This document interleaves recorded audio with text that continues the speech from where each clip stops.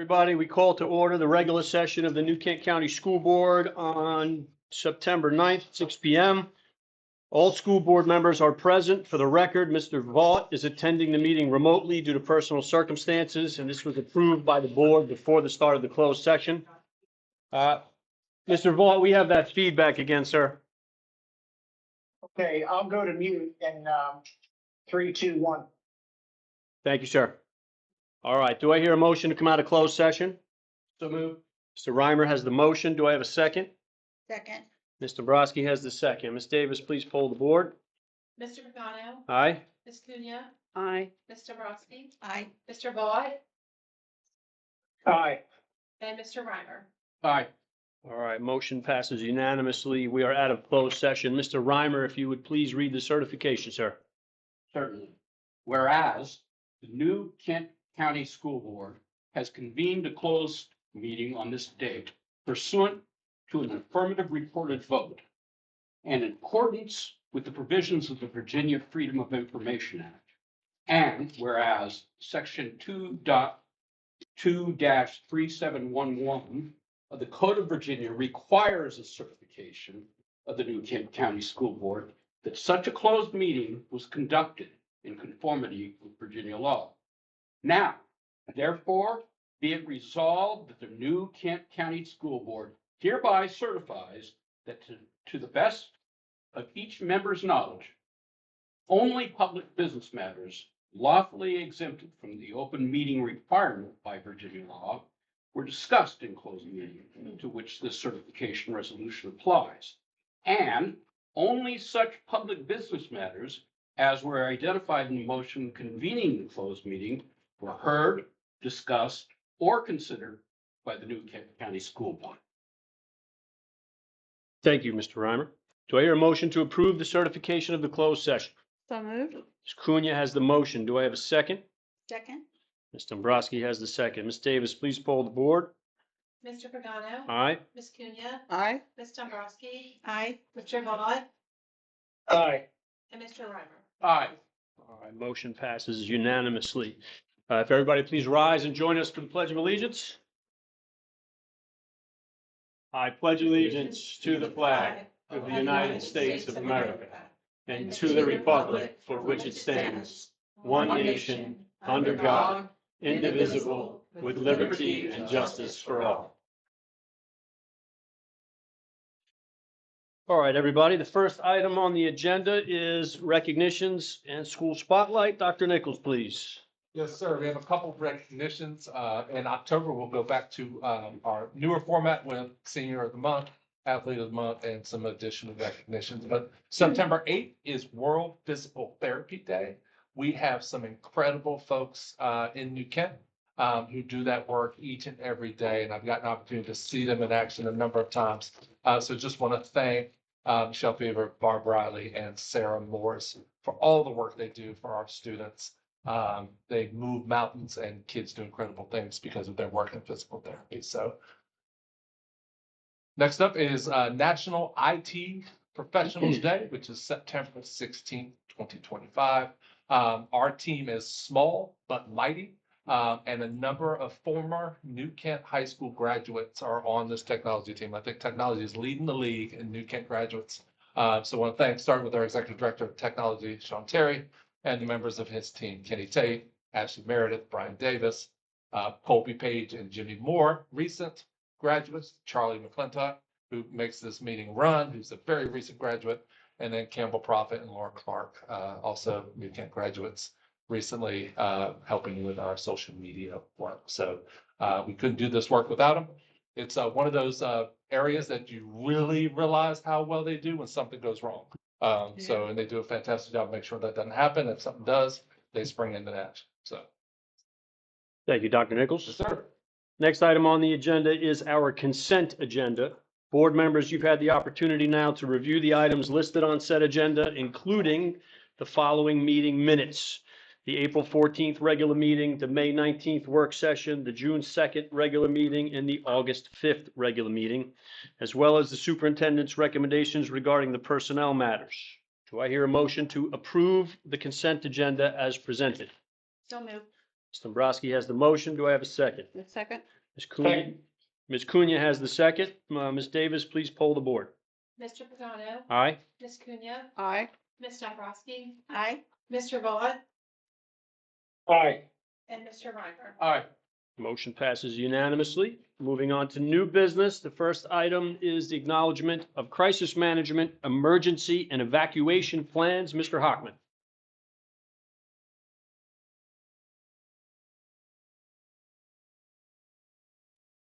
Good evening, Mr. Board, Mr. Chair, Vice Chair, members of the board, and Dr. Nichols. This evening, I am here for the acknowledgement of the crisis management, emergency, and evacuation plans. Each of our schools has updated plan on file. All of these plans are reviewed annually and are aligned with Virginia Code and DOE requirements. Drills, training, and coordination is an ongoing thing in conjunction with first responders. A copy of that is available for you if y'all would like to review that. Does anybody have questions or comments for Mr. Hockman? Thank you, sir. Thank you. All right. Mr. Miller, your next item, sir, SOL accreditation update. This will be a little longer than Mr. Hockman's presentation. All right, good evening, members of the board, Dr. Nichols. My joy and pleasure to bring to you tonight the SOL results for New Kent County Public Schools from this past year. They were published publicly by the state. Without notice, Yeah. Without in the ongoing in the ongoing struggle with communication with the Virginia Department of Education. Typically, you have notice on that, and we'd like to provide you notice. That was done without anybody knowing. So, we do have a timeline for when these things are going to be released, just not necessarily is it followed all the time. But all right, so we've done some work with the data to take a look at where we're at. And so just want to share those things with you. This is a look at where we are as an entire division. We're proud of gains that we've made over the last couple of years, really. When you look at the last 3 or 4 years, we've been increasing, improving everywhere. So especially with sort of where we rank across the state. So where we have here is each subject area, and then where our current ranking is in the state in those subject areas. So in reading this past year, we saw an increase of 2% in our pass rate. We're currently ranked 20th. Math, we saw a 4% pass rate. We were ranked 7th in the state. Science, we went up by 4% to 80%. We're 12th in the state. In history, we went up by 1. We're 5th in the state. And then in writing, we went up by 7% or 16. All of those rankings have increased year over year, the last 3 or 4 years, and as well as the overall percentages. So our overall pass rate, when you add up all of our tests, we're at 82.23%, and ranks currently 9th in the state, which is pretty good after 135 divisions. I believe when we presented last year, Mr. Miller, somebody challenged us to get in the top 10. So challenge accepted. Yeah. So we moved from 16 to 9. I have another challenge. We're aiming at number 1, so we'll get there. All right, so we want to go through each individual school and show you how they're doing.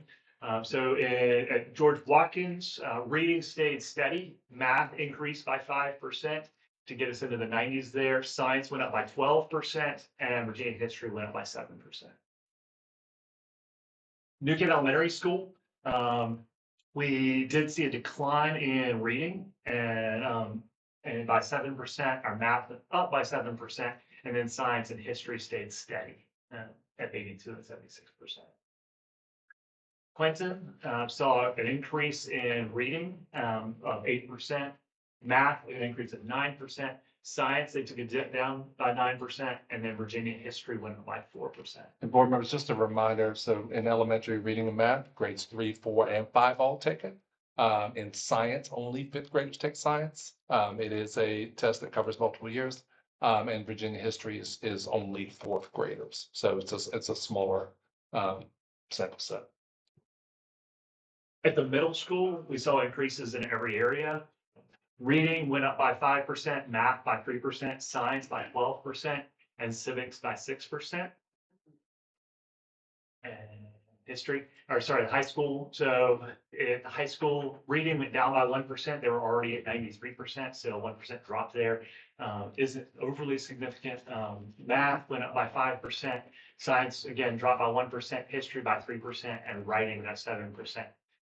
Just before you continue on to the next slide, just to give you a little bit of context on a couple different things. So the I know that last week the Chronicle ran all these numbers, and so overall they looked good. There are some high school numbers that were in the Chronicle that were a bit concerning.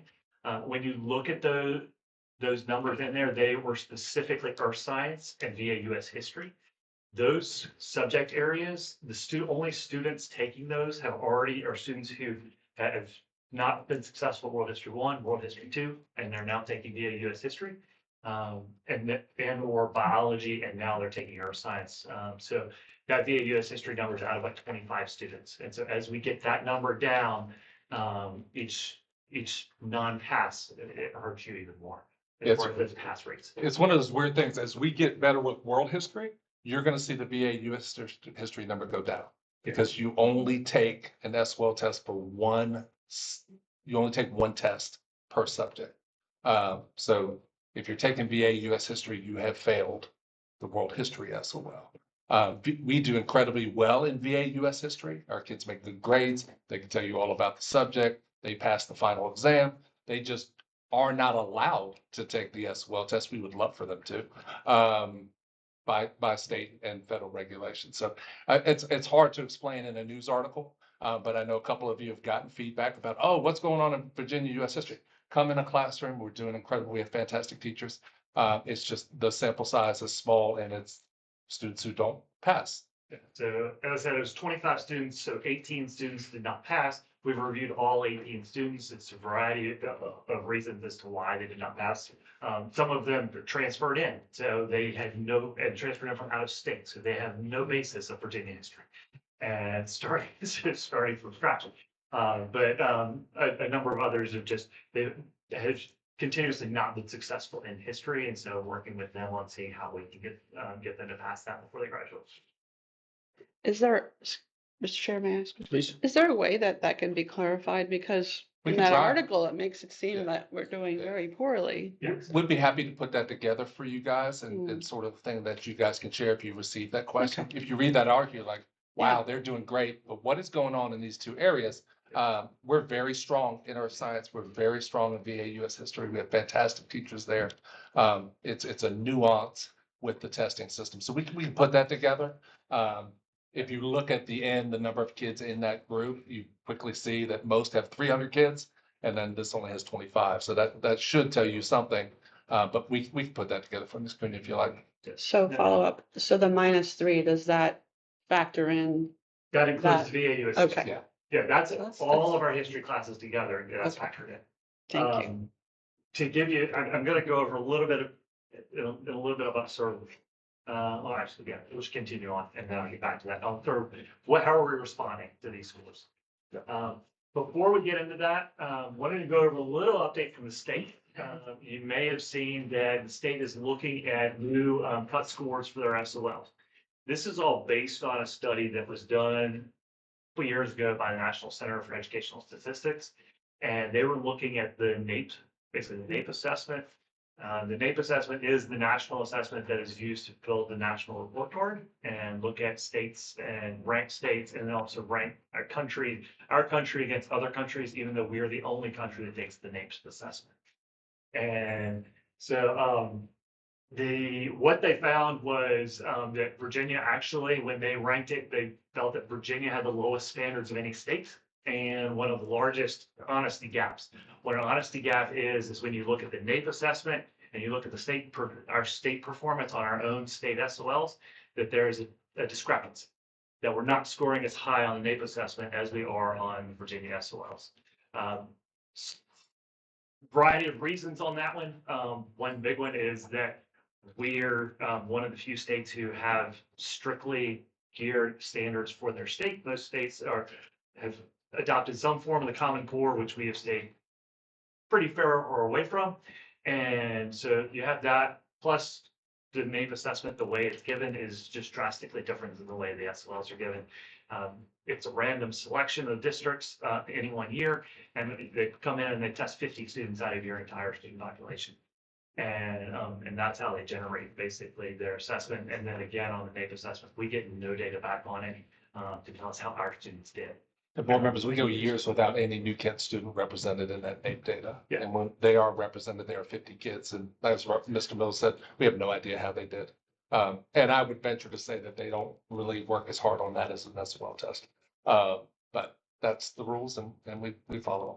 So, but based on this study, based on our performance on NAEP, the state wanted to basically up the rigor and up the expectations, which is fine. So we don't want to be last in the country as far as our expectations. So wanted to give you a little bit of update of what that's going to look like. So if we go on to the next slide, you'll see not the current projection, but the previous. I want to show you the history of it, the way in which we adjusted cut scores. So the last time an adjustment happened was first in 2013 and then again in 2020. And so the scores look a little weird because in the history of the SOL, 400 has always been passing or proficient and 500 has always been advanced. And so you're probably looking at if you look at the left-hand scores there, 2013, the numbers look a little weird.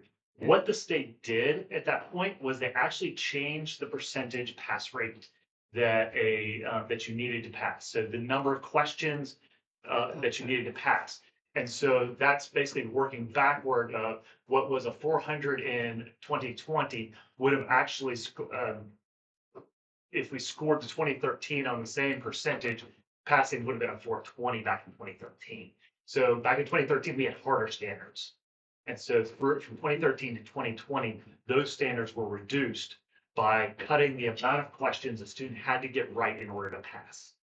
And so again, it's working backwards to get those numbers in 2013, but that's what they would have been, the equivalencies there. So in almost every area, a proficiency in 2013 would have been exceeding what a proficient in 2020 would have been. So it's harder to get a pass rate back then or a pass back then than it was in 2020. So what they're trying to do now is they're trying to adjust it, not, at least at this point, not saying they're going to adjust it in the same way. They're going to adjust what the 400 is no longer going to be the passing. So our next slide has what the new proposed pass cut scores will be. And the state board has not taken action on this yet. So this is just, we're giving you real-time information because it has pretty significant consequences here. So the state board heard this for the first time a week ago, a week ago. And so we sat in on that meeting to listen sort of the way in which they came about this, did not get a lot of information in there as to how these numbers were actually arrived at because they're not very round numbers. And I was hoping to get a little bit of a picture of what they were shooting for here and where they come up with. They did not really share that information. But if you look, every single one of these would be well above and beyond what they even were in 2013 by a good 20 to 30 points. The most significant change here, if you look down there at the bottom, is EOC reading. It would be a 479 to get a pass rate. Again, 500 this year would have been a pass advanced. I will say that when you look at the way the cut scores were changed between 2013 and 2020, EOC reading had the lowest percentage of questions needed to pass. And so it makes for reason that it would be the one to go up the most. But keep in mind, board members, EOC reading is a course that a high school kid needs to pass in order to get a diploma, verified credit in order to do that. So 479 is a significantly higher bar than we're dealing with right now. So sorry, Mr. Miller. I have thoughts and opinions on some of those that I just can't hold. One of them is so not against raising a standard, all for that. I'm also in favor of giving us time to adjust. So this is supposed to go live with this testing cycle. I know. Now we test at a semester for high school. So in theory, our fall kids will have a different cut score than our spring kids. So that's an issue. So there's not a big on ramp. The other part is we're pushing advanced math, which I think is fantastic. And we're starting that in 4th grade. Some of the cut scores that we were given from the Department of Education to put a kid in advanced math will not pass next year. Now, you make that make sense for us. It's a little interesting. So we keep asking questions because we're trying to understand if a 421 can get you advanced math this year and it doesn't pass next year, that's strange. So we're grappling with it, but we always try to give you information as we learn it. So I'll be quiet now. Mr. Chairman, Mr. Reimer. is there a way for us to look at what, we would, what our pass rate would be if we adjusted? We can do that. Ah, That's next. and before we- I'm don't sorry. jump You're just ahead of us, Mr. Yeah. Reimer. As Dr. Nichols mentioned, with the math, these are considerable jumps, in the math. And so this past year, a legislation was passed that said that if a student, scores in the upper quartile, so the top 25% of the state, then they should be basically placed into accelerated math, and then parents can opt their child out. And that's if those courses exist within the division at the time. The proficient score for for grading math, the score that was needed in order to get so the upper quartile was below a 430. So that means 75% of the state of Virginia scored below that 430 there. And the 7th grade math was pretty much right almost at it.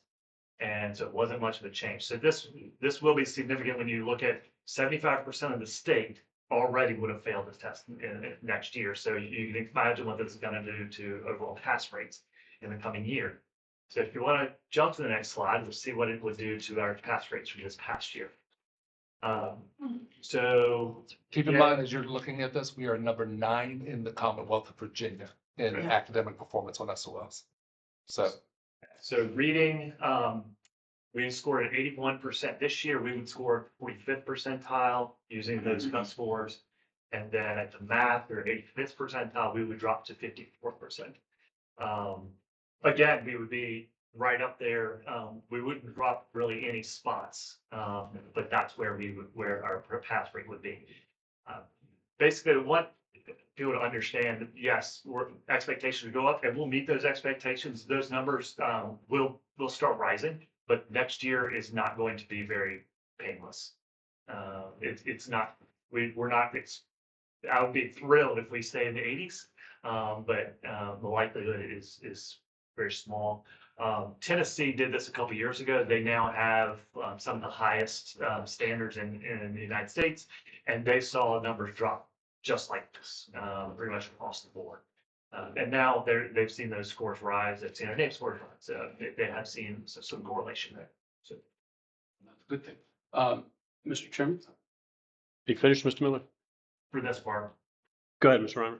Reimer. well, I may be anticipating it again. maybe a slide ahead again? yeah. Yeah. Wait till the end. We'll do the question. Yeah. Okay, that's fine. You just Sorry about that, Mr. Chairman. You're fine, sir. So I wanted to talk a little bit about how we're responding to this year's data. And so you saw we went up in most areas. We had a few areas that we went down in. A couple things about some areas that we saw declines in. Reading and math were brand new tests this past year. And so anytime that we have a resetting of standards, if you go back and you take a look, it happens typically happens every 7 years. We did have an acceleration of that this past time. Every time that happens, you see a decline in everybody's SFL scores to a bit. Our math scores went up across the board, even with brand new standards. So very excited about that. English, for the most part went up, but we did see some declines in some of our schools as we adjust to that.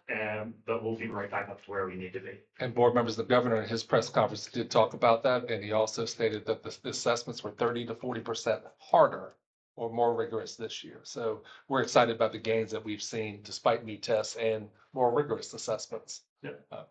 So some of the things that we're doing across all grade levels, we are having collaborative planning by grade level and content areas. We do that in most places anyway, but we're increasing that in other areas. Vertical alignment meetings, this is mostly at the secondary level between 6 through 12 with department heads. We're pulling the department heads for like science. It's all coming together. We just had a meeting with them this past week and we talked about what are the goals for the middle school and high school science department. And then we did observations in both buildings and then had some discussions about what we were seeing and things that we want to see adjusted, things that we see that are going on really well. We're going to do that with all department heads so that we can align our departments at least through 6 through 12. And then we have basically cross-level discussions as well to make sure that we're moving everybody in the same direction. We're aligning our local assessments, so we're rewriting some of those to get them up to where they're at the rigor of the new state assessments. So we should see increases there as well. Aligning reading text, we were looking at some of our reading text and we noticed we need to up the rigor of some of those. And so we're doing that to make sure that they're meeting where the standards need to be. We're holding data analysis meetings to take a deeper look at all of our all of the performance across the board by class as well as by grade level, and then meeting back with schools and then within schools with departments and grade levels to talk about the data we're seeing to make sure that they have that data to be able to inform their instruction.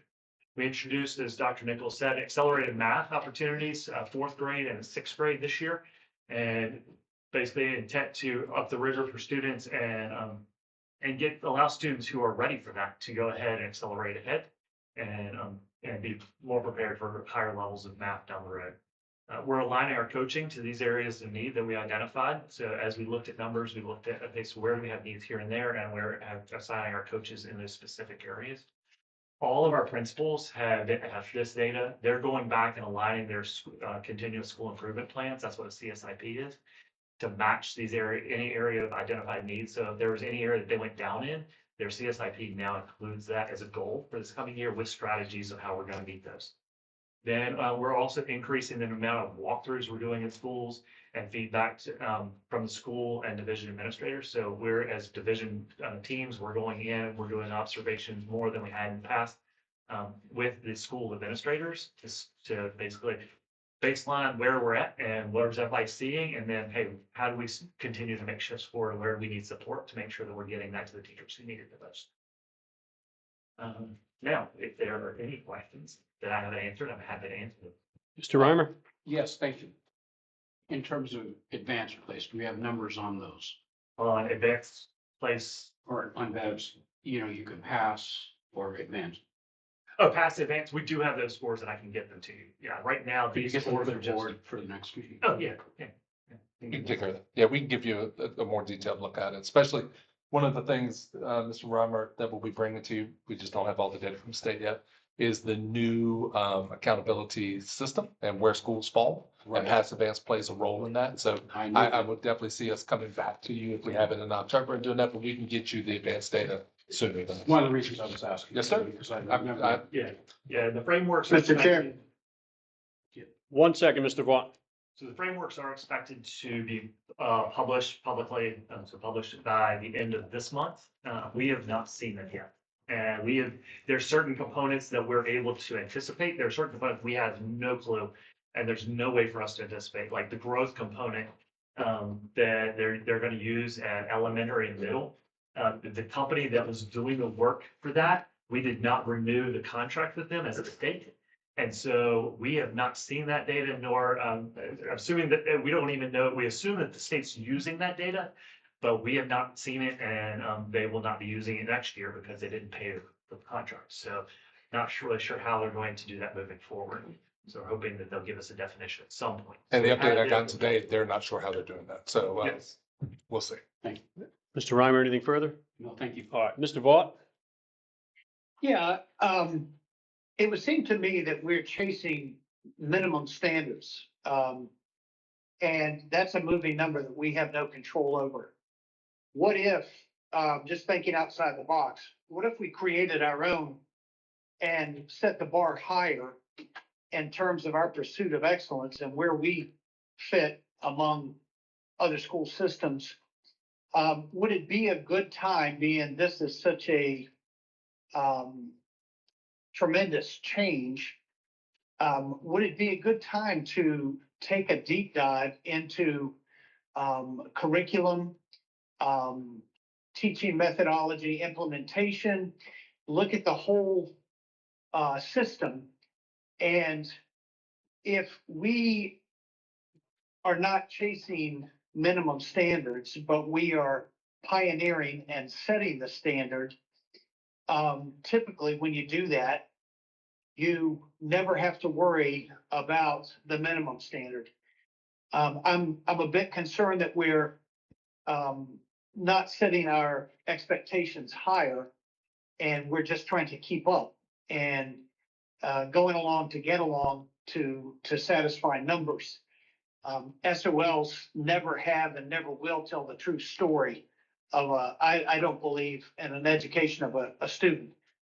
So just for thought and consideration in the future, what if we set our own standards? What if we changed and looked at the whole system in total and made changes that are not necessarily bound by or in pursuit of minimum standards set by the Commonwealth or otherwise? Well spoken. Mr. Vaught, we can definitely look at that. One thing we know about the state is it's always going to change. So to develop our own system of how we're doing, I think we can definitely sit around a table and kind of work that through. It looks like Ross wants to add to it. Yeah, we've had discussions over the years of what, these are what the state expects, but what are the things that we want to make sure are in place? Basically, when a student graduates from New Canton High School, what are the expectations that they should be able to do above and beyond these? So definitely happy to sort of sit down and talk through what are additional expectations that we would want to include and be shooting for. It's something that we've talked through, and we do have things beyond just SOL scores that we expect of our students. So, but anything else would definitely be open to that conversation. Yeah, and if you looked at I'm sorry, Mr. Vaught, right now in the high school principal's office, if you look at the whiteboard, you'll see kind of a sketch of what some of that looks like at the high school level. So I think we have some similar thinking on this one that we could get around the table and kind of flesh it out some more. Yeah, I would volunteer my time to be a part of that in pursuit of excellence. And then we can achieve that. And once we achieve it, these SOLs will have no bearing on us whatsoever, because we'll be at a standard that is well above any of the minimums that the state sets. I really believe that. We've got the staff and the administration, the teachers to make that happen. So I would love to be a part of that. Thank you, Mr. Vaught. Anything further? Ms. Cunha? Thank you, Mr. Chair. So in line with what Mr. Vaught was saying, I was thinking about are you reviewing how many HQIMs are being used, high quality instructional materials, things of that nature that would be part of probably of that discussion. The other question I have, a few, aligning local assessments. So what do you mean by local assessments? Is that individual by school, by grade level, by teacher? Explain that to us a little bit. So most of our grade levels use common assessments. So across the board by grade level. And basically local assessments is anything not at the state level. So we're a member, I think you're aware, a member of a consortium that includes 70 subdivisions. And so they develop benchmarks that we use, assessments. So those have been realigned. But then even locally, we have common assessments across grade levels, across departments that we use. And those are we're realigning those as well. So that would be, for example, the third grade reading test Yeah. local would be the same test for the 3 schools. Yes. Okay. Thank you for that. And then coaching. Do you mean teacher coaching? Yep. Okay. Yeah, our instructional coaches, the work that they're doing with teachers, we're aligning those to the specific areas that we're going to with the last year's estimates. And lastly, I'm sorry, go ahead. You had mentioned like HQIMs and curriculum pieces. Another piece of legislation came out in the past year requires every division to basically to adopt a specific set of textbooks HQIMs. And so that is something in every area other than literacy, which we've already done. And so we're in the process of laying out that time frame. One of the pieces that is missing right now is a list from the state of what we're allowed to pick from. And That so, would be helpful, wouldn't yeah, it? yes, and so in a variety of subject areas, there is no list as of right now. I'll tell you in math, there is, for at least one set of grade levels, there's one option. And we're not very excited about that option. So one of the things we're looking at is there's provision of leeway in the language. And so we're looking at how can we use that to, in areas where we don't have a legitimate option that we feel like will meet where we want to be. We're looking at how can we utilize the process the state lays out to get to something that we really want to use in our classrooms. So we have to use what they recommend on supposed list. So the legislation said that we had to adopt, and we had to adopt off the list or hold our own process of review here locally. So that's what we're looking at currently is what are the lists that we have been provided, and are there things on there that we agree with, that we're good with? And if not, how do we need to stage that process locally? It is a big undertaking considering that includes basically reading, math, and science, and then secondary English. All in 1 year, which has never been expected to adopt that many curricula in this single year. And so, but we're working through it. I have some suggestions based on the conference that we went to, School Board for Academic Excellence. And they're working with some institutions that, higher level institutions that are offering suggestions to get to that higher, achievement level. So I'll be glad to share those. Thank you. Ms. Dombrowski? I'm good, thank you. Well, Mr. Miller, I just have one question. So is there a time frame within which we expect the state to finalize and give us the framework and the selection criteria? No, sir. No. We would have hoped that we would have had that by now, because it is a multi-month process to get approved and to review everything and then come to you with the recommendation. So we're still waiting. There were 2 meetings, one for science and one for history in the past 2 weeks that had been planned by VDOE that were then subsequently canceled. And so we're still waiting for that to pick back up. They are experiencing a high degree of turnover, unparalleled to anything I've seen in 28 years in education.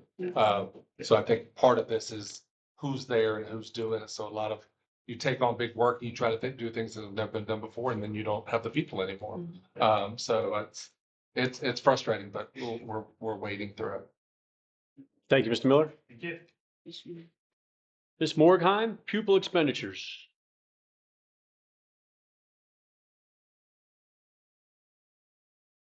Mr. Chair, board members, Dr. Nichols. This is a report that's required by the Virginia Code annually for per pupil expenditure amounts. Basically, this information comes from table 15 of the superintendent's annual report. That is a report, an annual financial report that we do. I'm actually working on it right now for FY25. So this data that you see here reported is actually for FY24. And you can see our state average amount compared to our New Kent actual amount for 24.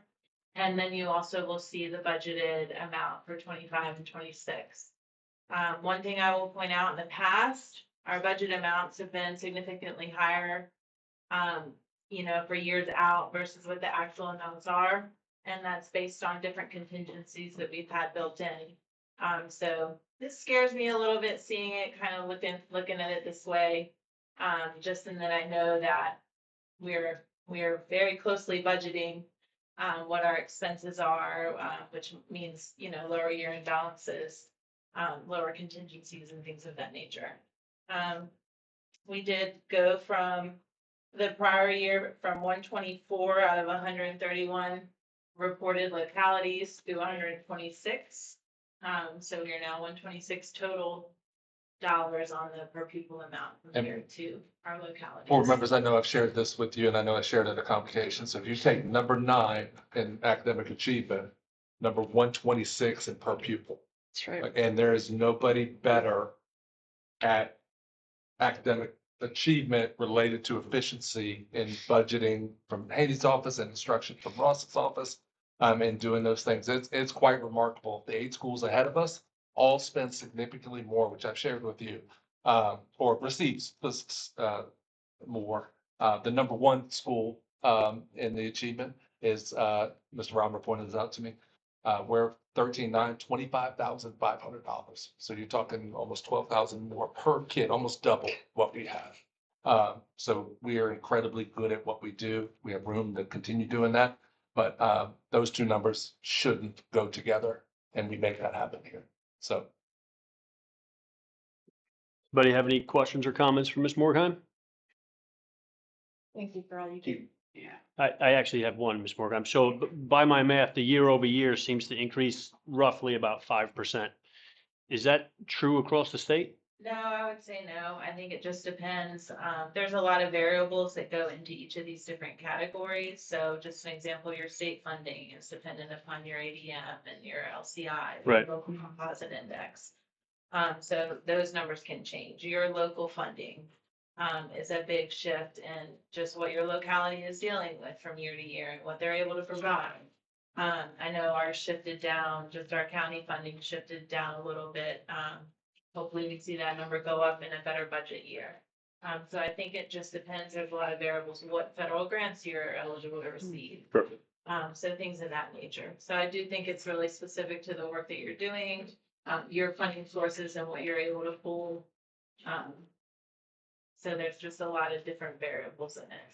So, thank you.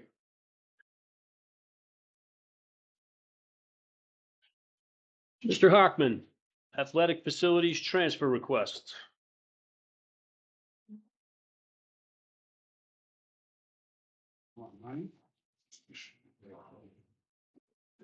Good evening again. I'm here, as you said, for an athletic facility transfer request. The first thing that we will talk about is replacement backboards at the high school. Currently in the front gym, there are 4 of those backboards that are made of wood. And in the back gym, our auxiliary gym, those 2 backboards are also made of wood. What we do know is that all of our games are played in a game with glass backboards. So what we find is that practice times and the ability to use those backboards, coaches do not like to use those, students do not like to use those because it does not mimic what they are playing on. This would allow us to have greater access to teams using that back gym, the auxiliary gym. I think they'd be more apt to using that because it sort of mirrors what our playing facilities would look like. That cost to replace those 6 would be $10,169. And then also the scoreboards at the middle school, they were installed in 1988 when the school was built. And we've done a very good job of maintaining those. We are at a point now, though, even with ordering new bulbs and trying to keep it fitted currently, that it is very difficult to see what the score is, what time is left in the game, because the bulbs continue to pop just because of the age. Most of those scoreboards are recommended to last about 20 years. We got our money's worth on that one. In terms of the experience for the fans, we need to go ahead and replace those so that people can tell what the score is and how much time is remaining in the game. So I'm not sure if we're ahead sometimes or not, because it looks like a 3 or an 8. I And don't that know makes what a quarter it difference. is, just kind of looking at it, and ironically, we see fans that are saying, we don't have any idea what's going on, and we'll fix them, and it'll look good for the next game, and then by the time we get to that game after that, they've already blown. So we need to replace those, get a little more modern. That cost to include the install is $29,681. How many scoreboards is that? Two, one on each end.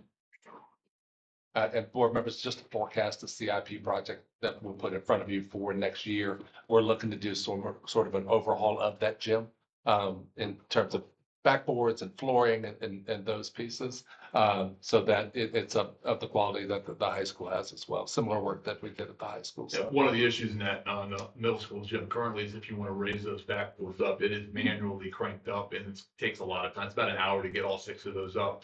It is very difficult to do that quickly. So we're going to try to look at some upgrades for efficiency back there as well. And board members, I did share with you the LED lighting project that was halfway done and shared a picture. Now it's fully done. Now you really be able to see the school boards that don't work. So definitely want to get that moving. Mr. Chair, Yes, Ms. Quinion. obviously you had several bids and that was the best bid, 29,000 for 2 scoreboards. It's a contract. I think somebody has a co-op.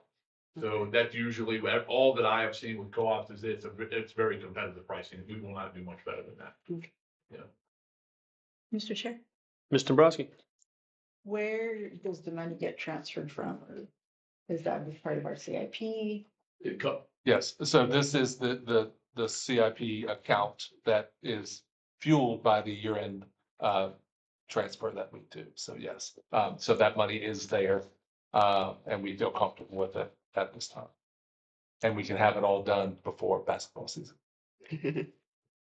Anybody else have any questions for Mr. Hockman? Mr. Hoffman, may I ask, Yes, sir. can you give just a public quick update, turf track?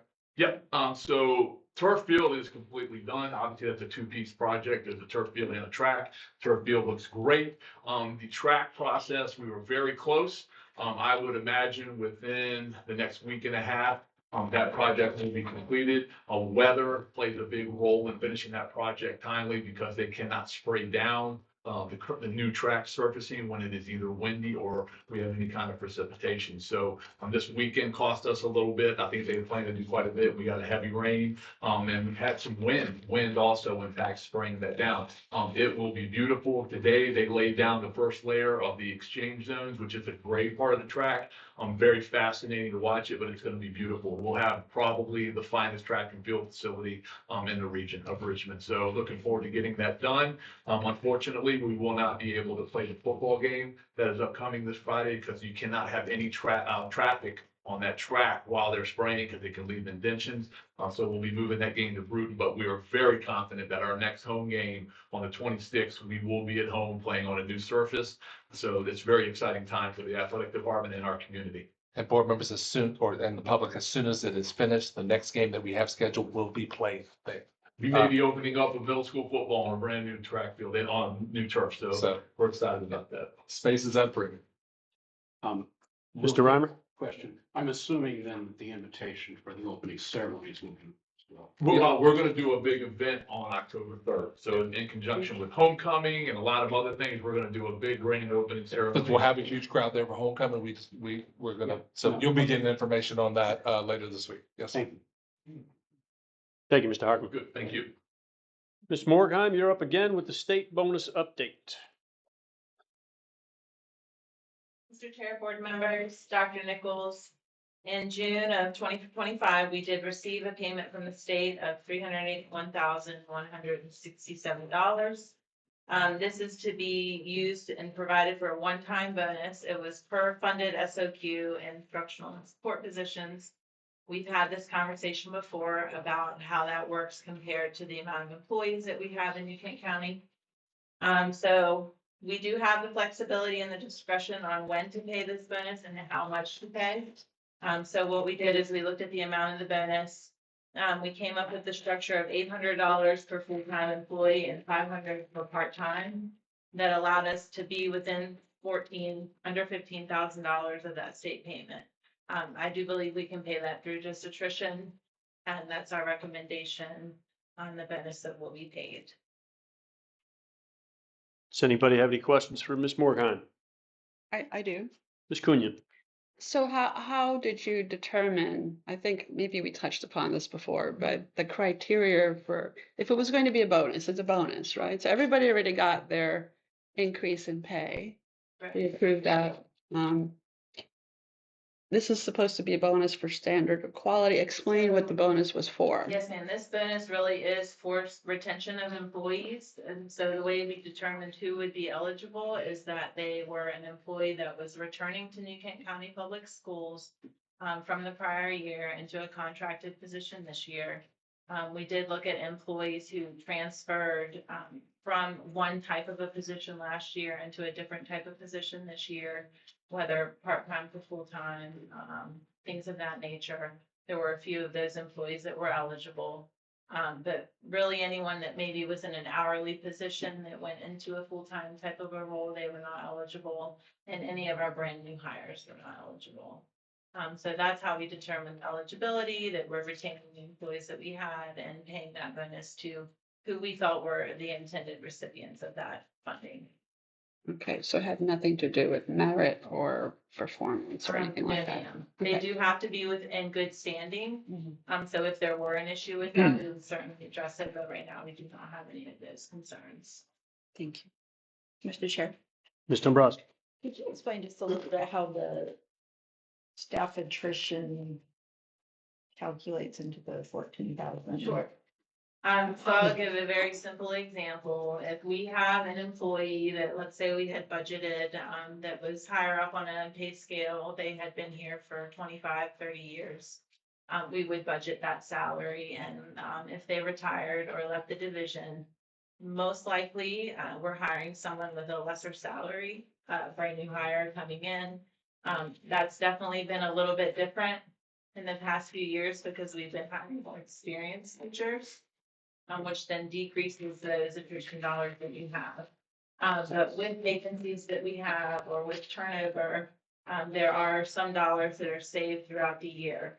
So the $14,000 amount, I feel very comfortable that we're okay in providing that, that bonus of that amount of money and being able to fund it.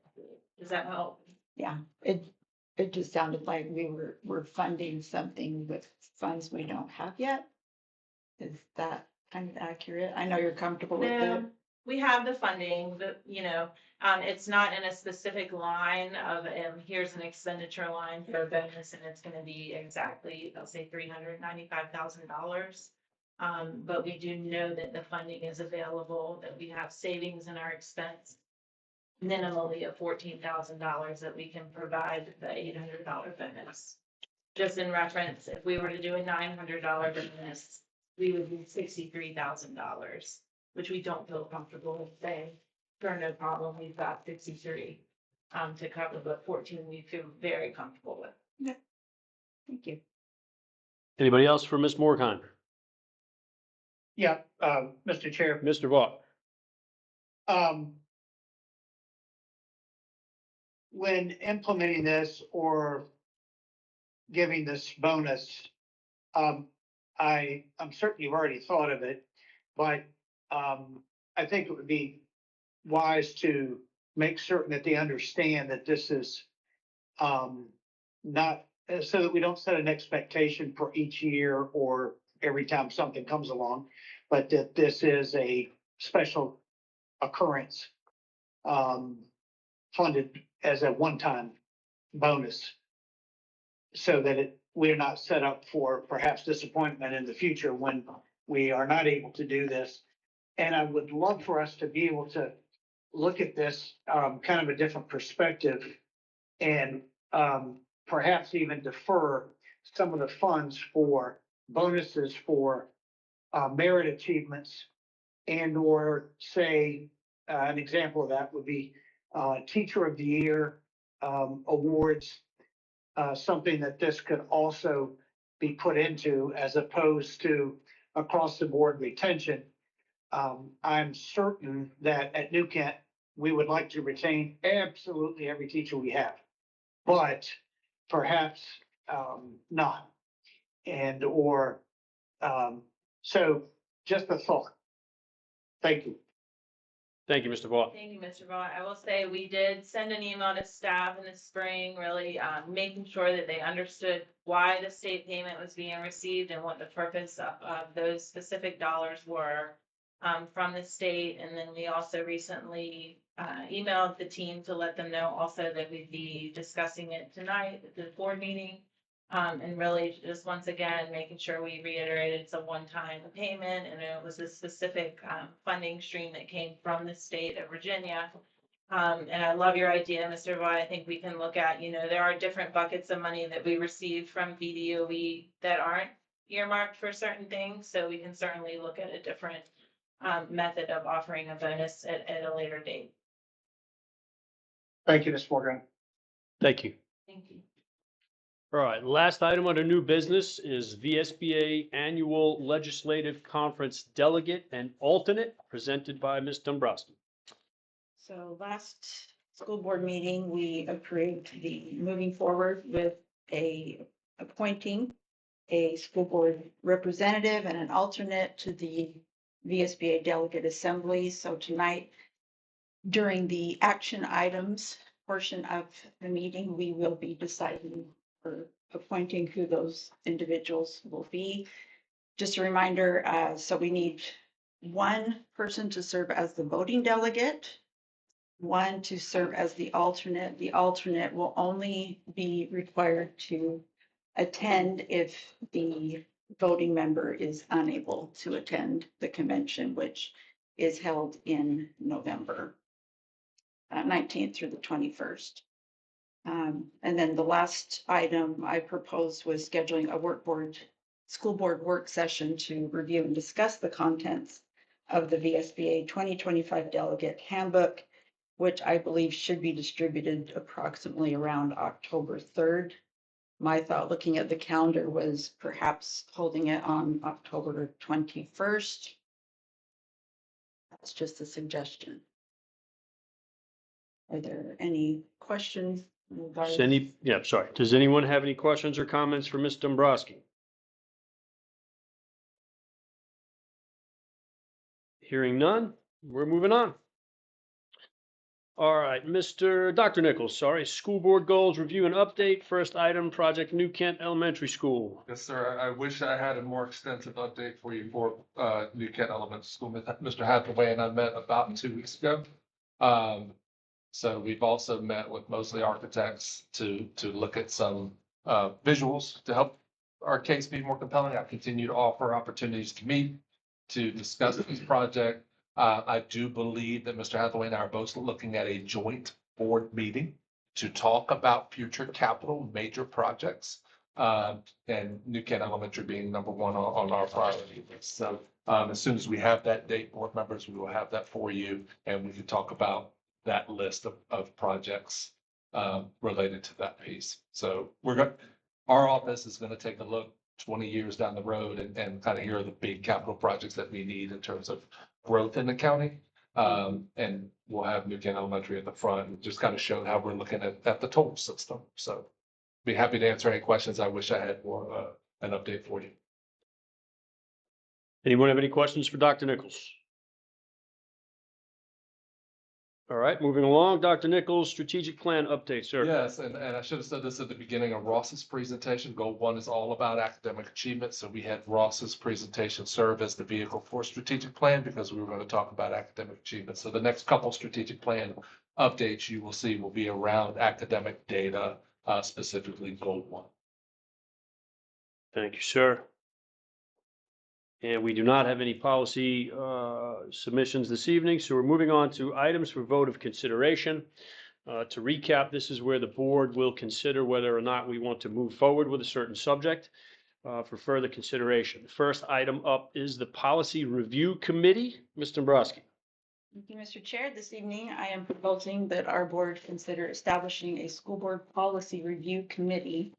School board policies are the cornerstone of school operations, management, and conduct. They communicate the board's expectations to division employees. They provide clarity and ensure consistency and accountability. Without clear and up-to-date guidelines, it becomes difficult to maintain that consistency. Standard of Quality 7 in the Code of Virginia states that each school board is required to maintain and follow up-to-date policies. It also specifies that all policies shall be reviewed at least every 5 years and revised as needed. There are a handful that require either an annual or every 2 year, every 3 year review. As a small school division, keeping our policies current and up to date can be challenging given the many responsibilities that are already placed on staff and leadership. I believe that a policy review committee would provide the structure, accountability, and consistency necessary to keep our policy manual up to date and current in every way. And I believe that will strengthen the foundation that guides our schools. I put together, and I had Ms. Davis add it to the agenda, some of the purposes that I believe it will fulfill and propose next steps if it were to be approved as an item of consideration. Again, it wouldn't mean that we are approving a policy committee or review committee, just that we would be approving these proposed next steps, which is there are several other schools that have policy committees. I would reach out to them and determine the type of structure that they utilize. understand their best practices. One thing I didn't know if we would need to change is currently the policy in our policy manual says there shall be no standing committees of the New Kent County School Board. Does that need to be addressed as part of this? And then obviously wanting to meet with Dr. Nichols and Ms. Davis to clarify what the objectives would be and how we could all work together the most effectively to get that project done. And then also collaborate on strategies for identifying potential committee candidates. Does anybody have any questions or comments for Ms. Dombrowski? Mr. Chairman, Mr. Reimer? what do you envision the membership of this committee to be composed of? I haven't given that part much thought, other than looking at some of the other school divisions. Some have 1 or 2 school board members as part of it. It could also be, just done on a volunteer basis. It could be we each are responsible of getting somebody from our districts. It can be really anything or everything we want it to be. And then, of course, it depends on the people who would be willing to step up and fulfill that responsibility. Additionally, right now, in order to make this effective, or any review of policies effective, we need to move forward with our current work on getting the policies into board docs. Maybe we can table this idea until after we have have completed that project. Or if not table the idea, at least not begun a review until after those, all of those docs are current and active on board docs. Well, one thing, again, this is just a consideration. yeah. So if it's something that we foresee wanting to do that would be of interest to us, then again, just by approving the consideration of it would then allow me, I believe, to go forward and spend more time in determining how we would want that to look. By that point, I believe the school board policies would be in the system and ready to be reviewed. If a policy review committee were not approved, what would be, do you have alternative suggestions for meeting the requirements of review set out by the state? That would require, I know Dr. Nichols mentioned wanting to do that this past summer. I think, and I'm not sure if it was done or not, but with all the other requirements that are being thrown at the divisions right now, I don't know how we can get it done without some outside help and assistance. That's just my perspective, but I could be wrong. Thank you. Mr. Chair. Mr. Vaught? Yeah, how long would a committee, for instance, if this year we were gonna do the policy review, and then we weren't gonna do another policy review for 2 years or 3 years, how would this committee come together and then be dissolved upon the completion of that policy review? Those are all factors that I would like to put together once I have the board's approval that you are interested in going forward with this type of committee. That I would like to get everybody's input on that type of information, and that would require, I believe, a more thorough review of exactly what we're needing to address and fully assess it again. And that would, from my perspective, involve Dr. Nichols and Johanna coming together and really putting together our ideas and then bringing that forward to the board to consider. At that point, also, I'd be asking for your input if there's anything that you specifically want or would not want this kind of committee to involve. Does that answer your question, Mr. Vaught? Yes, thank you so much, Mr. Dombrowski. Anyone else? Mr. Chair. Ms. Cunha?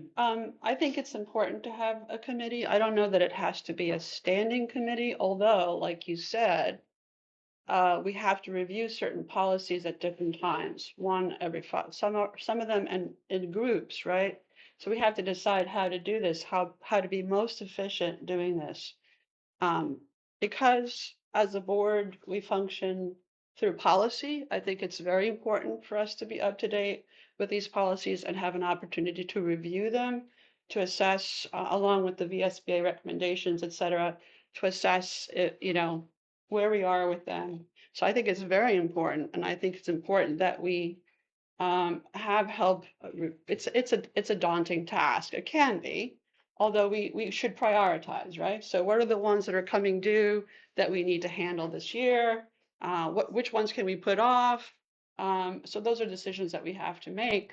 I think it's important that we get started on this because, as Dr. Nichols seemed to indicate, those board docs are gonna, the things are gonna be in place. So by the time we decide on the structure, they're gonna be good to go. So tabling this for down the line, I think is a wasted time that we could start moving the ball, and getting this process started. Thank you, Ms. Cunha. Anyone else? I can jump in. Dr. I Nichols? wasn't forward to, I'm a logistics person. I make things go. That's what you get to do in the superintendency. When I look at policies and when I look at that back table there, a policy committee is not going to be able to address Section D fiscal management without Haney in the room. Personnel Section G is all Allison Anderson. I'm pulling a random policy right now, GAA, staff time schedules. A policy committee can read that. They can make recommendations, but Allison knows what is legal and what is in place. I is all Ross in the instructional side of things. Facilities development, you're going to need Hopman. Sean threads, Mr. Terry threads through all of it. The support services when it gets down to special education. So I mean, I think we got to think about that when I completely understand the reason for it. When I get nervous is when I figure out how I got to make this go, and who I need to involve. So if you do have representation, they don't lead us astray because it goes outside the bounds of what we have to do. So I'm happy to help in any way I can. The reality of it is you're going to need the 7 people, or actually 6. I guess I'm 7. Johanna is 8. So as you guys consider this, I just need you to think the practicality of it and how we do that. Just to address the piece about why the work did not occur this summer, we were waiting for the policies to be in board docs. They are now public facing. If you go to board docs under draft, you can now see them. We expect them to be active by the end of the week. So we do plan on that. Each member of that back table has homework to go through their section and start to put those recommendations together. So just as you guys consider, just kind of, weave those factors in for me, if you would. So, Mr. Chairman, those are my thoughts and comments. Thank you, Dr. Nichols. Mr. Chair. Mr. Vaught? Yeah, I don't think, it is my personal opinion, of course. My responsibility as representing the district that I represent as a board member is not to incorporate committee after committee after committee to do my job. My job and responsibility as an elected board member is to certainly get the input of my constituency and or those involved. But I am not a big committee person when it comes to this. I believe that what we're proposing to do will further bog down policy revision and the expediency and accuracy in doing that. You'll have a committee, say, even if it's only 4, you'll have 4 different opinions, 4 different ways to look at the same issue, none of which may be what we're going to finally come up with. So I would not and am not in favor of a policy committee outside of the board and the administrative experts and their areas of expertise, actually, coming together and getting this done efficiently with the pertinent input that we need. Thank you. Thank you, Mr. Vaught. Mr. Chair? Ms. Cunha? I agree with Mr. Vaught. I think in this instance, to be as efficient as we need to be, I agree with you, Mr. Vaught. Especially as Dr. Nichols pointed out, depending on the policy that we're focusing on, it's a very specific group of people that need to be involved.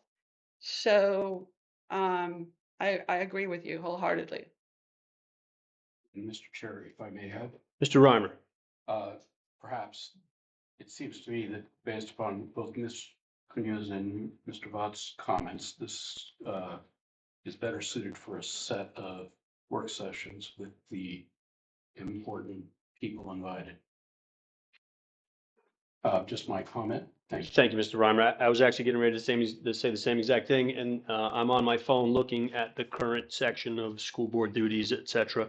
But based on everybody's comments, and I think everybody has a valid point, in my opinion, is the best course of action to resolve this and or come up with a working framework, whether that's a committee, not a committee, joint task between the school board and the proper administration personnel would be to have a work session where we review our legal obligations as respect to the policy, and then have a powwow with administration and see if we can dissect this work or figure out a framework as to how we do it and comply with our obligations, and also make it work for everybody with all the concerns that have been voiced. So that would be my recommendation as to how we move forward on this. Anybody else have any comments about this subject? All right, moving on. Victims of communism, Mr. Dombrowski.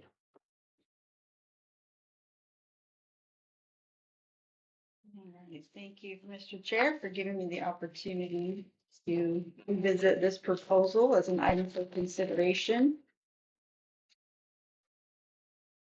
The reason I wanted to revisit this, if I can just share a few personal insights. I've always had a really deep appreciation for America, not because it's flawless, but because of the progress that we've made.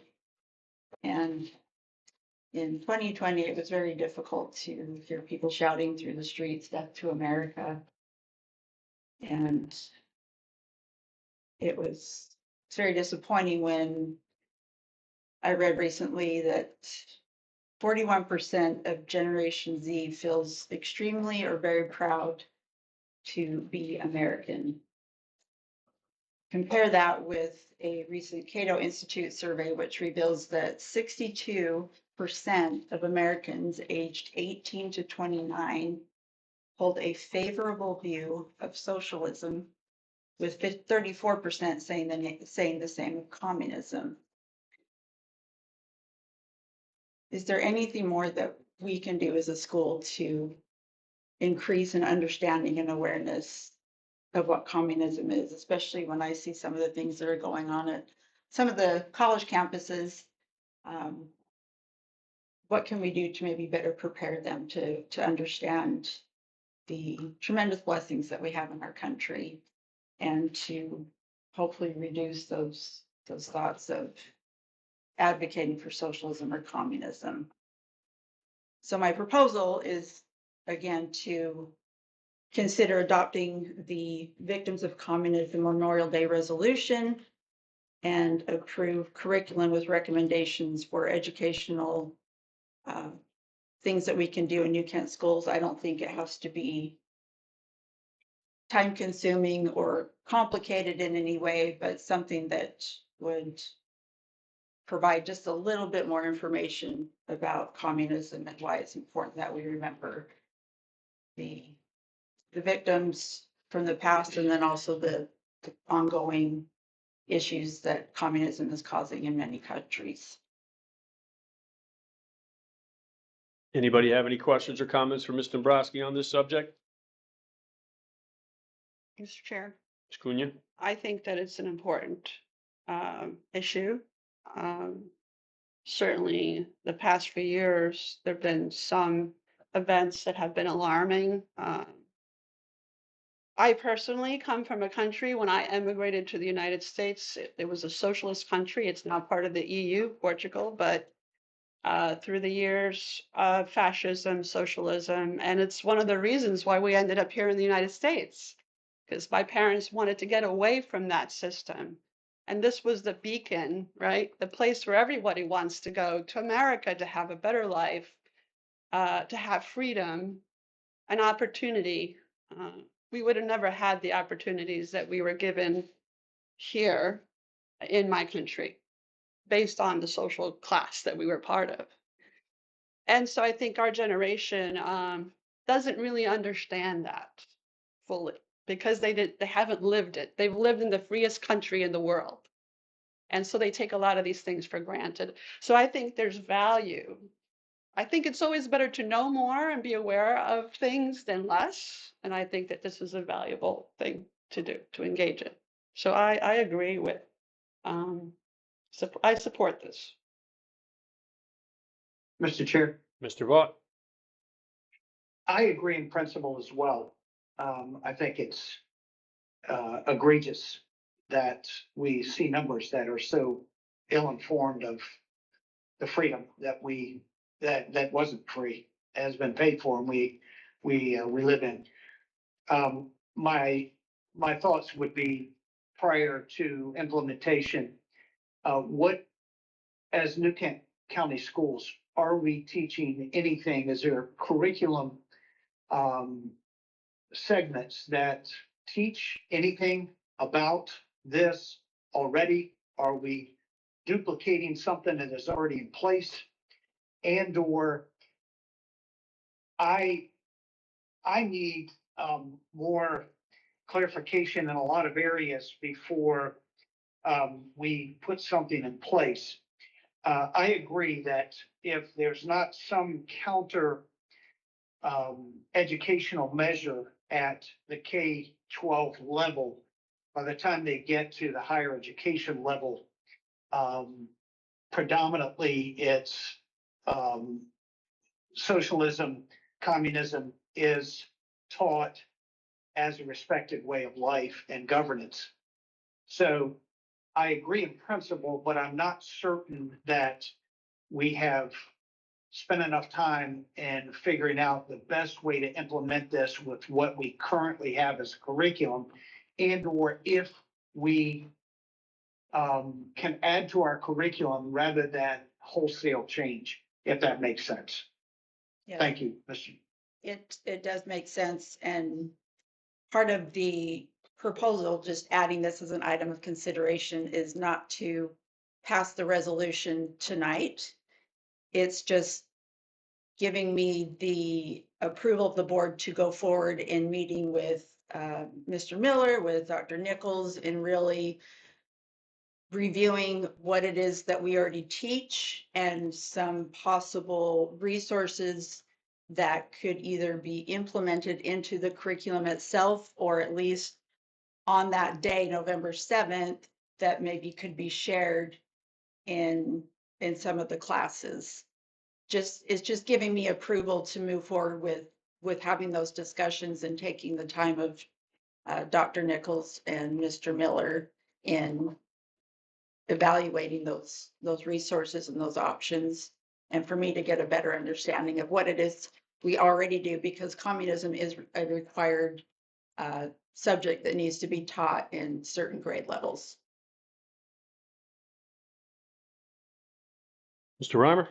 Yes, Mr. Chairman, this one, for me is important too, but like Mr. Vaught, it's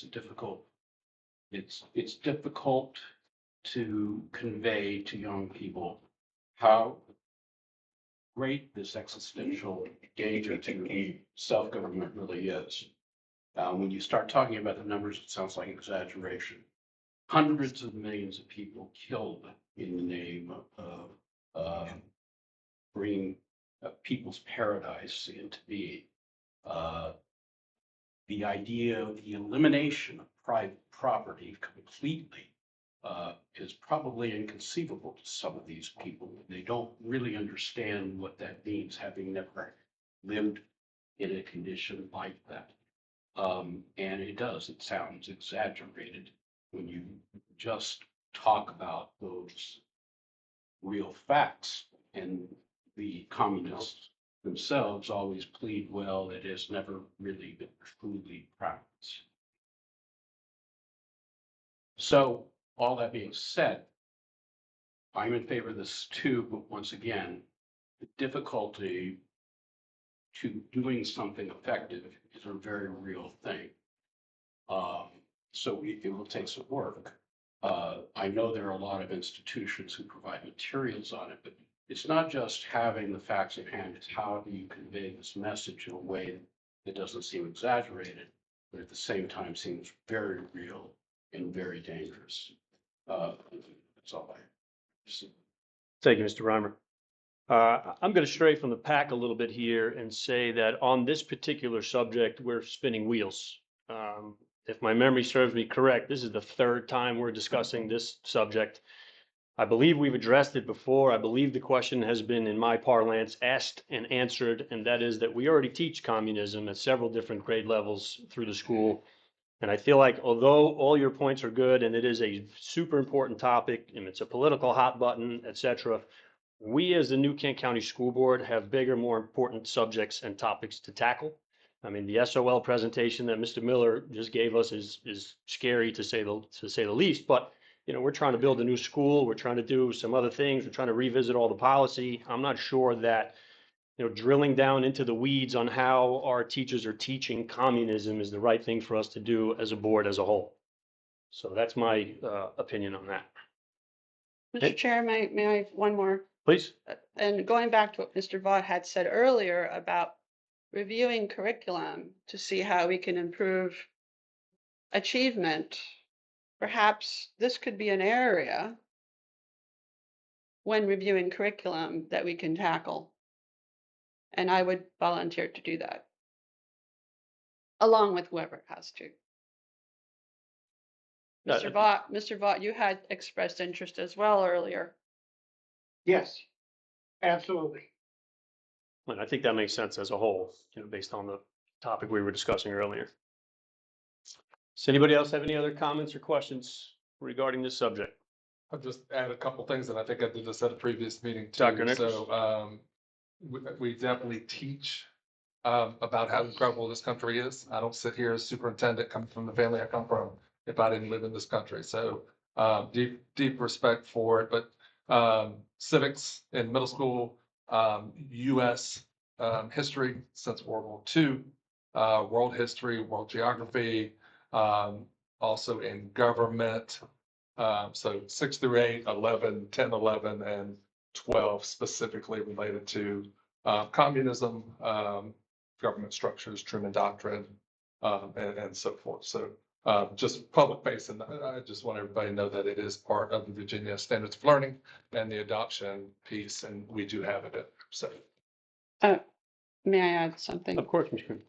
It's one thing to teach communism as a system of government, and it could be taught very generally so that the young person will think, oh, it's just another form of government, which is, I think that the issue here is the nuances and how it's being taught, not whether it's being addressed or not. Oh, it's another topic on, you know, on the syllabus. However, how it's being taught is more the issue that I have, as rather than if it is or not. And I think that that's the nuance here. and Ms. Cunha, respectfully, I spend time in these classrooms. I have no reservations on how it's taught. I Okay. believe very strongly in how our teachers do it. We hire them, we train them, and be happy to invite you guys in to see it in action too. So in no way was I saying they just cover the standard. I think they do it at a very high level. Well, it's good to hear. Thank you, Yeah. Dr. Nichols. Mr. Chair. Yes, I actually have a question for you, Mr. Brusky. So I think the first time we brought it up, and correct me if I'm wrong, this proposal was, or this proposed resolution was before the VDOE, and it was tabled at that time. Do we know if it's been brought back up or readdressed or placed back on their agenda? I don't know if it's been brought back up on their agenda, General Assembly, I apologize. Yeah. but I did find where Governor Youngcom at least 2 years specified November 7th as Victims of Communism Memorial Day as like a proclamation, but it's done each year. They don't have to do it every year. So the General Assembly hasn't specified it as an annual thing that is to be recognized. The reason I brought it up again for the third time was my understanding from the last two school board meetings where I brought this up is there wasn't a actual like, no, we're not interested. So I wanted to bring it forward in this format to be a little bit more clear in my ask as to what I was looking for. Well, I think that was accomplished well. All right, anyone else on this subject? All right, moving on to unfinished business, report on the opening of schools and the enrollment data. Dr. Nichols? Yes, sir. I'm hesitant to talk about this. I've been kind of quiet about it, because it has been an incredible opening. You never want to jinx that. Do we have traffic work that we're working through? Yes, maintenance team's done an incredible job on that. But we're actually already in week 4. Typically, when we do this presentation, I'm talking about the opening week. Almost have a month of school under our belt. What I really want to focus on, we talk about growth, so I want to share this data with you. And you can see by school where we are. New Kent High School, 1,067. These are all students that have shown up. So any student who did not show up has been cleared from this data. So the nice part about doing it later in a school year is we kind of give you better data. So our total number of students is 3682, but the number we really focus on is the 3573. So those are the students who are K-12, not just pre-K. Our funding from the state is based on that 3573 number, not the pre-K number. Our funding is based off a March 30th number and not today's number. So before you get really excited, specifically Mr. Reimer, we can't count the 73 students in the money yet.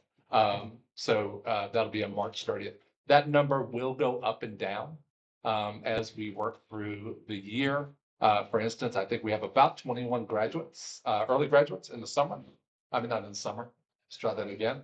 At the end of the first semester. So that will shift there. But we are seeing an uptick in enrollment after flat data for the past couple of years.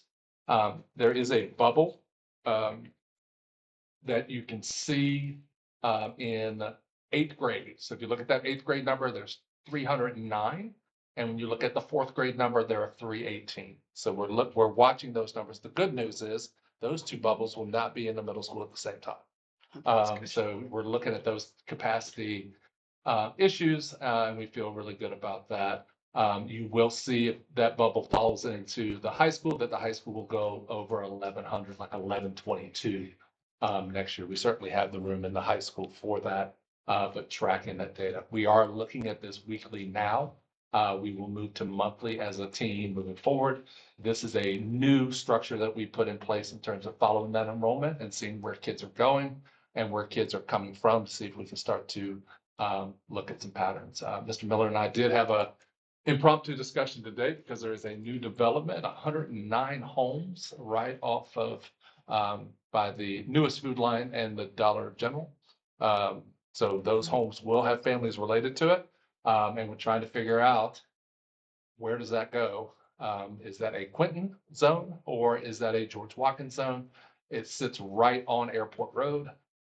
Technically, both sides of Airport Road go to George Watkins, but this was not on our radar when that happened. So we will be looking at that moving forward and actually talking to the developers about how that phases in. So we are watching these numbers as we go through the school year. It's incredible to have students back. They've really fallen into place.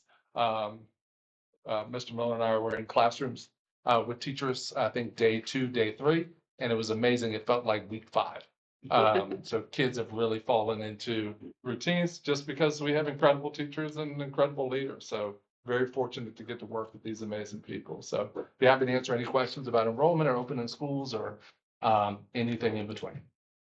Mr. Chair, Screen. when I'm looking at these numbers, Dr. Nichols, again, I'm worried again about New Kent Elementary and the middle school.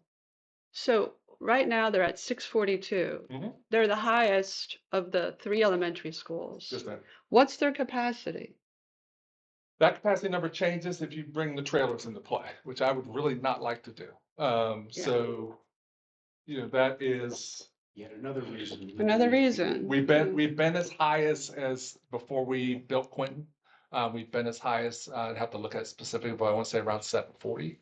But that Really? is utilizing every trailer as a classroom. Gosh, I Um, can't even imagine. So, and the same for Watkins. Watkins has a greater capacity, but it is also using the 8, 9 trailers that are back there as well. So, I And what mean, about the middle school then? so the middle school, you can really push towards 1,000.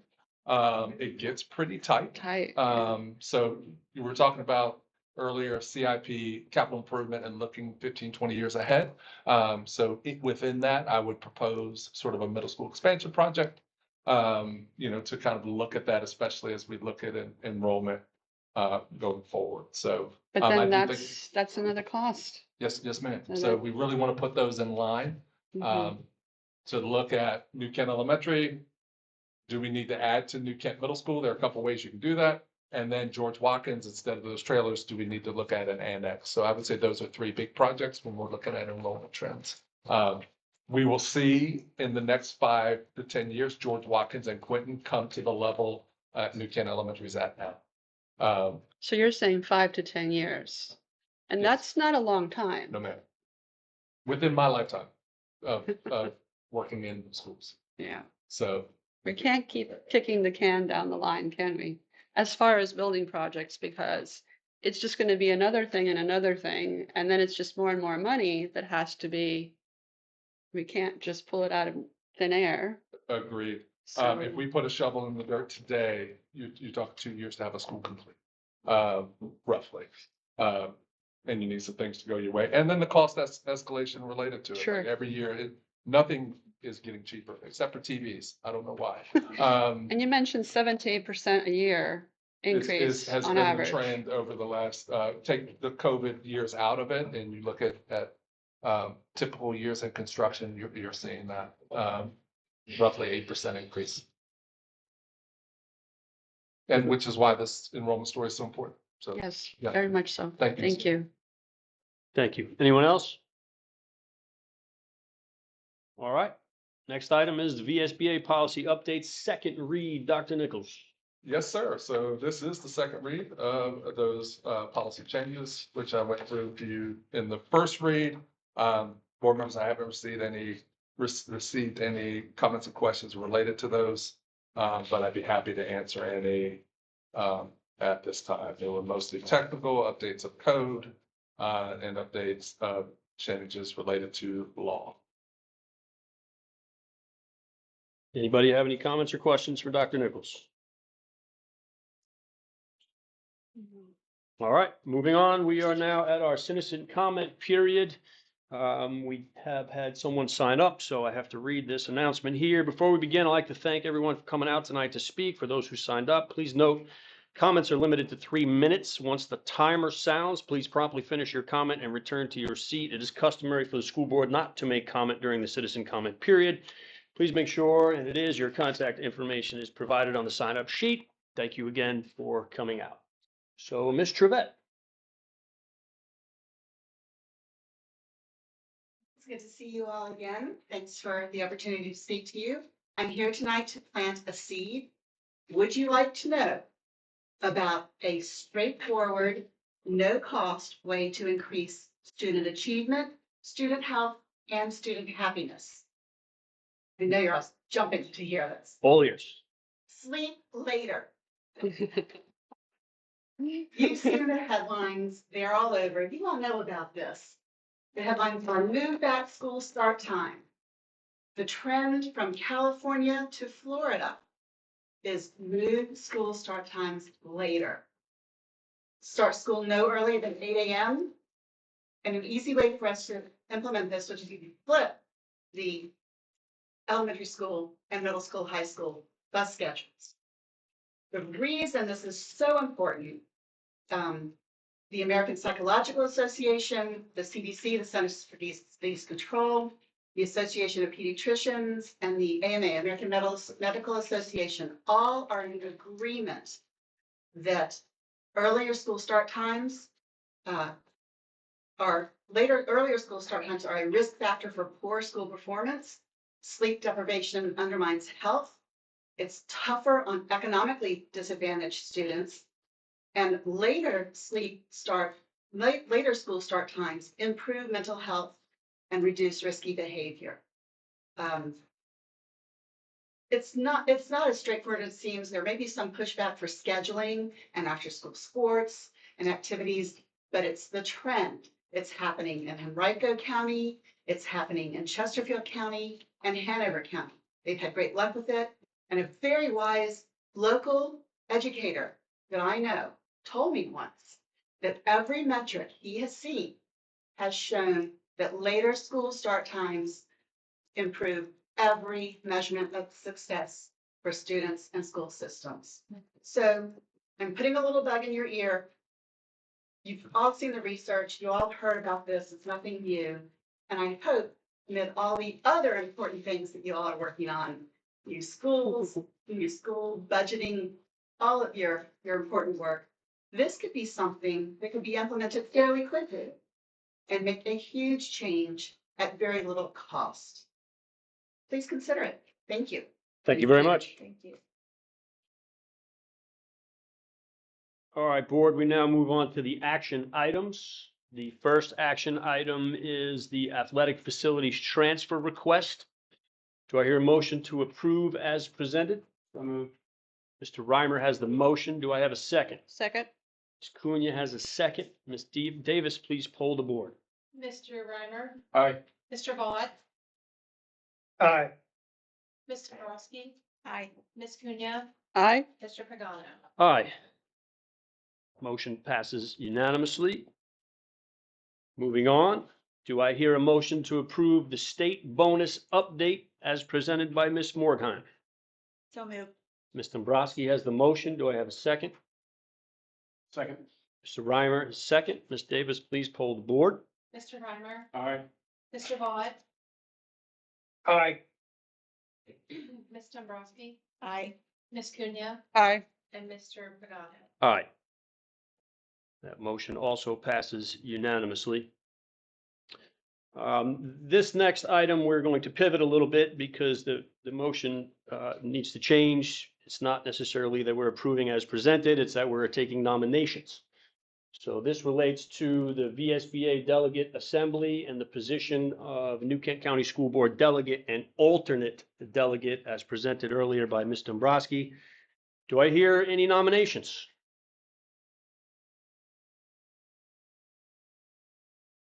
Would anybody like to put themselves forward?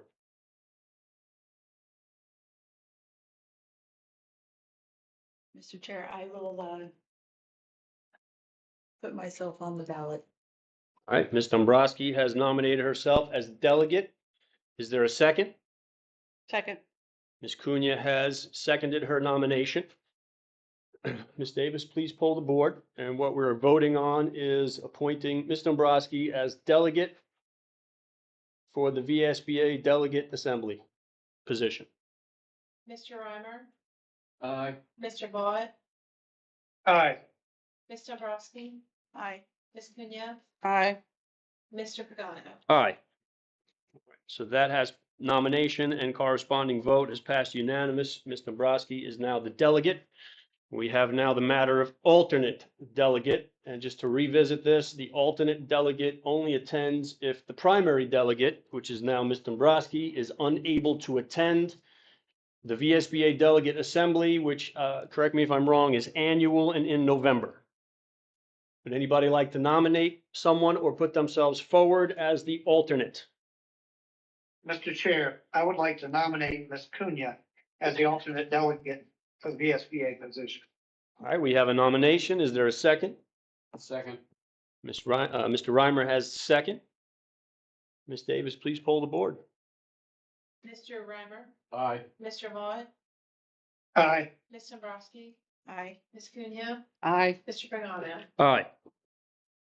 We have unanimously approved Ms. Cunha as the alternate delegate. Moving on to our items of consideration, do I hear a motion to approve the Policy Review Committee as presented? And what this vote would do, board, to recap, is to, as presented without any amendments, is put this on a future agenda as a matter for us to deal with. I am going to make a motion to amend this and suggest that we instead make this a work session, as discussed earlier, to figure out how this moves forward. I second the amendment. All right, so right now, Ms. Davis, we are voting on an amendment to the action item on tonight's agenda. And to restate, the amendment would be to amend the agenda to change it from approval to setting a work session. Please poll the board. Mr. Reimer, Aye. Mr. Vaughn, Aye. Ms. Dombrowski, Aye. Ms. Cunha, Aye. Mr. Pagano. Aye. So that motion passes unanimously, and what we've done is changed this item to assigning a work session. So we're going to vote on whether or not the board wants to create a work session, and that will be our new action item. Do I hear a motion to set a work session for the Policy Review Committee? So moved. Ms. Cunha has the motion. Do I have a second? Mr. Reimer has the second. Ms. Davis, please poll the board. Mr. Reimer, Aye. Mr. Vaughn, Aye. Ms. Dombrowski, Aye. Ms. Cunha, Aye. Mr. Pagano. Aye. That motion has passed unanimously.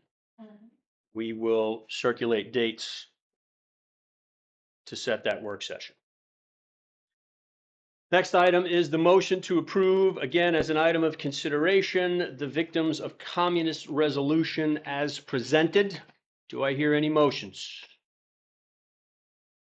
And this would just mean that I would be going forward with a deeper dive into. That's correct. It's a vote to put it on a future agenda to deal with. So moved. Ms. Cunha has the motion. Is there a second? Second. Mr. Reimer has a second. Ms. Davis, please poll the board. Mr. Reimer, Aye. Mr. Vaughn, Aye. Ms. Dombrowski, Aye. Ms. Cunha, Aye. Mr. Pagano. Nay. Motion passes 4-1. So this will be an item on a future agenda. And then last but not least, is there a motion to approve the VSBA policy updates as presented? So moved. Mr. Reimer has the motion. Is there a second? Second. Ms. Cunha has the second. Ms. Davis, please poll the board. Mr. Reimer, Aye. Mr. Vaughn, Aye. Ms. Dombrowski, Aye. Ms. Cunha, Aye. and Mr. Pagano. Aye. All right, that motion also passes unanimously. Our action items are complete. Moving on to our comment section. Mr. Reimer. So one of the things that I want to talk about and reference you, Mr. Pagano, is your notion about priorities. I think what you did say when we were debating the communist resolution is important. And I worry a bit about taking on too much because we are a small school, and in the scheme of things, our job is to keep the citizens, provide the citizens of this county with the best education possible, and period. We have to be very careful about venturing into other topics. Because of that, I can give you a list of my priorities. I think critically right now, the first priority is to get the new elementary school built, and that's where I think most of our board attention should be. There are other things that Mr. Dombrowski has brought up that I think are important too, where we need to dot our i's and cross our t's, getting our policies up to date and reviewed. Setting standards of excellence seems to be up there high among our priorities as well. Things like the communist resolution, despite the fact that I would like to make it effective and convince lots of people are probably not going to have the impact those other things will. Nonetheless, I'm going to support this, but I do want us as a board to remember our priority first is to provide the best education possible for this county. Thank you. Thank you, Mr. Reimer. Mr. Vaught. Yeah, I would just like to take time to thank all of you, my fellow board members, Dr. Nichols, the administrative staff, for accommodating my unfortunate absence. And I am looking forward to in person being at the next meeting and hopefully going forward in the future, being there personally, physically as well. So thank you again for accommodating the needs that I had to join the meetings remotely. You're welcome, sir. And I think I speak for the board when I say we all anticipate your return. Yes. Ms. Dombrowski? Yes, I just want to thank Dr. Nichols and all of his team and all the teachers and administrators for making New Kent's return to school a successful and fabulous event. Dr. Nichols, thank you for always keeping us so well in the loop on things that are occurring. Really, really appreciate it. This Thursday, September 11th, marks the 24th anniversary of the terrorist attacks on our nation, including the attack on the Pentagon in Arlington County, Virginia. This Thursday is now recognized as Patriot Day, which is a solemn opportunity for our students to learn, reflect, and honor the nearly 3,000 lives lost, along with the courage of first responders, service members, and civil servants. So just a reminder that New Kent County will be holding a 9/11 remembrance ceremony on Thursday at 8:30 at the New Kent Courthouse. I've been to past ones and they do a really, really nice job. Next Wednesday, September 17th, is Constitution and Citizenship Day. I had to share a few fascinating details about our Constitution. It's the oldest written national constitution still in use. Our Constitution, given that it has created one of the most complex governments in the world, is actually surprisingly short. It's just about 4,500 words. And dozens of countries worldwide have copied, not word for word, but principles like the separation of powers, checks and balances, and individual rights have been adopted into their constitutions. It has been seen as a blueprint for modern democracy. And I just wanted to give a shout out to our founding fathers and thank them for all that they did. Republics. Republics, yes. Yes, and actually the word democracy does not appear anywhere in the Constitution. It's a republic. So thank you and looking forward to another school year. Ms. Cunha? How can I follow all of that? Well, first of all, I do want to say that I agree. We have so many priorities, and getting that new school, New Kent Elementary School built is definitely a top priority. And I hope that the public realizes that and speaks to your supervisors in support of that. I had said in the past, we're a growing county and we have a lot of needs, right? And those come with high price tags. But I think that children, educating our children has to be one of the most important priorities because they're our future. And they're going to be the judges, the lawyers, the teachers, the first responders, and everything else. So I think that we need to prioritize our children, and I think it's worthwhile. It's a worthwhile cause. And certainly with academic achievement, Mr. Miller, you laid out where we are, and then them raising the standards, et cetera. And so we have to prioritize that. And I am fully committed to working with you and the staff. I know that all of us are, to helping you achieve those goals, because I think we are, as Mr. Vaught mentioned, we want to achieve academic excellence, and our kids can do that. Our students can do that 100%. They can. So, and I want to congratulate the staff, teachers for a wonderful first start of the year, and I wish you all the very best. I'm excited to hear about all the things that you're going to accomplish and our students are going to accomplish this year. And I'm absolutely delighted and privileged to have been given the opportunity to serve as District 2 representative. So thank you and have a good night. Thank you, Ms. Cunha. I'd like to echo the comments of my fellow board members. I mean, we, as a board and as a district, are facing a lot of important topics, responsibilities, duties, and specifically echo the comments of Mr. Reimer on priority. I mean, I think as a board, our focus is on what's best for the constituents, and for me, that is the children, our students, the present ones and the future ones. So standards of excellence, academic excellence, the construction of New Kent Elementary School are top of the list for me. That's where I would like our primary focus to be, and ancillary to that, of course, is maintaining our legal obligations and duties such as policy review. I'd also like to touch upon Mr. Dombrowski's comments regarding 9/11. I am a New Yorker. I have a very close personal connection with that day, that event. I lost family members in the towers.